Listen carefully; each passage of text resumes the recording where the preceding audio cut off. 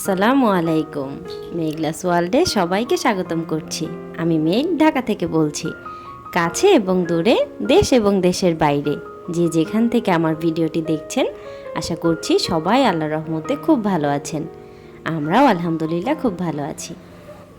এই যে আরেকটা ভিডিও নিয়ে চলে আসলাম। বেশ অনেক দিন পরে কিন্তু আবার আরেকটা ভিডিও নিয়ে এসেছি। তো আমি জানি না আমার কোন কোন আপুরা আমাকে মিস করেছেন, কতটা পরিমাণে মিস করেছেন সেটা তো আর আমি বলতে পারছি না। তবে আমার একটা আপু, মুনতাহার আম্মু লাইফস্টাইল ব্লগ, আপু কিন্তু আমার খোঁজ নিয়েছিল। আপু আমাকে বলেছে যে আপু তুমি ভিডিও দিচ্ছ না কেন, তোমাকে খুব মিস করছি। তো আপু আমিও তোমাদেরকে খুব মিস করছি, তোমাদেরকে ভিডিও দিতে পারছি না, তার মানে মনে হচ্ছে যে তোমরা আমার সাথে নেই। আমি যখন ভিডিও আপলোড করি মনে হয় যে তোমরা আমার সাথেই আছো, আমাকে দেখছো।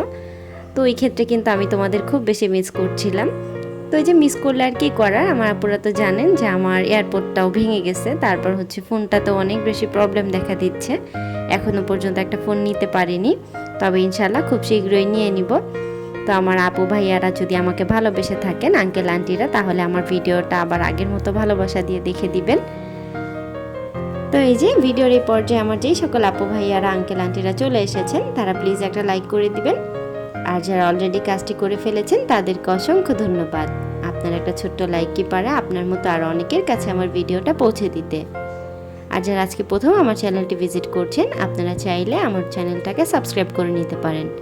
আর পাশে থাকা বেল আইকনটা প্রেস করে দিতে পারেন, এতে করে আমি যখনই ভিডিও ছাড়বো আপনার কাছে নোটিফিকেশন পৌঁছে যাবে। আর আপনি যদি চান আপনার সময় এবং সুযোগ বুঝে দেখে নিতে পারবেন।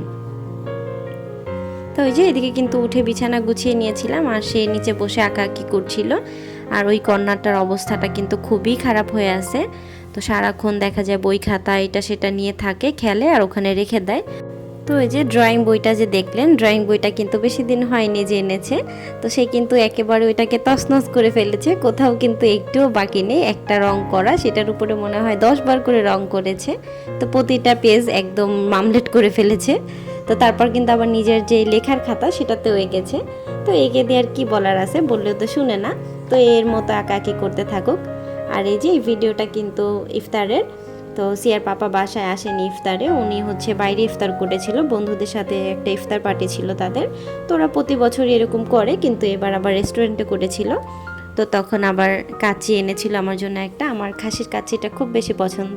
তো আমার অনেক আপুরা হয়তো জানেন, আমার যারা খুব বেশি ভালোবাসার খুব কাছের আপুগুলো, তারা তো জানেন যে খাসির কাচ্চি আমার কতটা পছন্দ। আর তারপর যদি হয় কাচ্চি ভাইয়ের কাচ্চি, তাহলে তো কোনো কথাই নেই।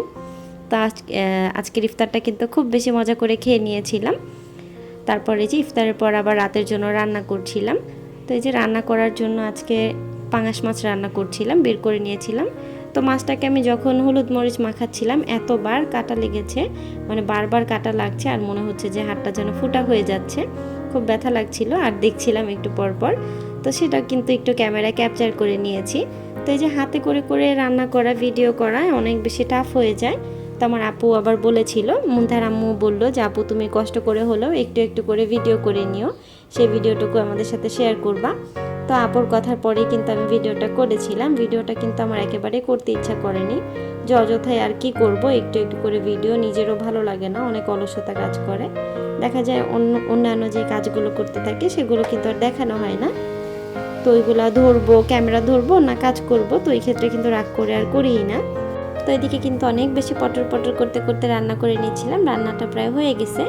তো রাতে তো আর খাবার খাই না, একেবারে সেহরিতে খাই। তো আজকে আবার সিয়ার পাপা 2টা আম কিনে এনেছিল। তো ছোট্ট ছোট্ট 2টা আম ছিল, সেই 2টা আমের দাম নাকি 65 টাকা নিয়েছে তার কাছ থেকে। তো সেই আমগুলো কিন্তু আমাকে সুন্দর করে মেখে দিচ্ছিল, একটু মরিচ পড়ে, তারপর হচ্ছে একটু লবণ আর হচ্ছে চিনি দিয়ে। তো এতটা মজা লাগছে। তা আমার যে যে আপুদের কাছে, মানে যে আপুরা এখন দেখে খেতে ইচ্ছা করতেছে, ভাই আমার কিন্তু কোনো দোষ নাই, আমি ভিডিওটা শেয়ার করতে করতে ইফতারের আগে হয়ে যাবে, তো সবাই প্লিজ আমাকে ক্ষমা করে দিবা। তা আমার তো বেশ ভালো লাগে এইভাবে আম মাখা। আমার আপুরা যদি খেয়ে থাকো আর যারা এইভাবে খাও, তারা আমাকে জানাবা তোমাদের কাছে কেমন লাগে। তা আমার বাসায় কিন্তু সবসময় সিয়ার পাপা এই ধরনের খাবারগুলো আমাকে রেডি করে দেয়। তো আমার এগুলো করতে অনেক বেশি অলসতা লাগে, আমি ভাই অত কিছু করতে পারি না। তো সে করে দিয়েছিল, আমি বেশ মজা করে খেয়েছিলাম। সে কিন্তু খায়নি, আমি একাই খেয়েছিলাম। তো অল্প একটু খেয়েছিল, আমি খেয়েছি। তো তারপর কিন্তু ওই যে সেহরির পর ওটা সেহরি করে নিয়েছিলাম, তারপর পেটের মধ্যে ভালো লাগছিল না, এই জন্য আবার একটা স্যালাইন গোলায় খেয়ে নিয়েছিলাম। যে বলা যায় না কি হয় না কি হয়, সেটা তো আর বলা যায় না। তো স্যালাইনটা খাওয়ার পরে কিন্তু ভালো লাগছিল। তো এই যে স্যালাইনটা যে কাটবো, একটা যে কেচি নিয়ে আসবো, তো সেই কেচি টানার মতো কিন্তু মানে যে বলে না যে ভালো মানুষ আমি না, আমার এতটাই অলসতা যে কতক্ষণে যে আবার কেচি নিয়ে আসবো, বসে বসে দাঁত দিয়ে ছিঁড়ে ফেলেছি। তারপর কিন্তু সুন্দর করে মিশিয়ে নিচ্ছিলাম। তো আমার মতো কোন কোন আপুরা আছেন যারা দাঁত কাজে লাগায় ফেলেন আমার মতো। তো এই যে কথা বলতে বলতে কিন্তু স্যালাইনটা গোলায় নিচ্ছিলাম, তারপর এটা খেয়ে এটার সাথে সাথেই কিন্তু আজকে ভিডিওটা শেষ করে দিব। তো সবার সুস্বাস্থ্য কামনা করে আজকের ভিডিওটা এখানে শেষ করছি। আমার সকল প্রিয় আপু ভাইয়া আঙ্কেল আন্টিরা সবাই ভালো থাকবেন, সুস্থ থাকবেন। আল্লাহ হাফেজ, আসসালামু আলাইকুম।